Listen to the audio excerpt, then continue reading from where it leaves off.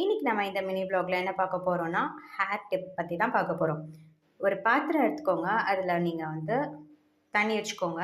தண்ணி வச்சுட்டு நான் வந்து கருவேப்பிலையை ஒரு கை போல் நான் இதில் ஆட் பண்ணுறேன். அதுக்கப்புறமா கொஞ்சோண்டு வெந்தயம் ஆட் பண்ணிக்கிறேன். இது ரெண்டுத்தையுமே நல்லா கொதிக்க வச்சுட்டு நீங்கள் வந்து என்ன ஷாம்பு போட்டு நீங்கள் வாஷ் பண்ணுறீங்களோ அந்த ஷாம்புவே இதில் கொஞ்சம் கலந்துக்கிட்டு நீங்கள் ஹேரில் அப்ளை பண்ணிவிட்டு ஹேர் வாஷ் பண்ணிங்கன்னா உங்களுக்கு வந்து ஹேர் ஃபால் ஆகுறது கம்மியாகும்.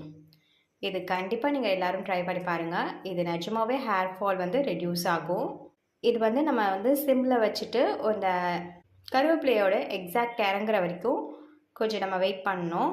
இப்போ நான் 2 டம்ளர் அளவுக்கு தண்ணி ஊற்றிருக்கேன்னா அது 1 டம்ளர் ஆகிற அளவுக்கு நம்ம வந்து கொஞ்சம் கொதிக்க வைக்கணும். அப்போ தான் வந்து அதோட எக்ஸாக்ட் இறங்கும்.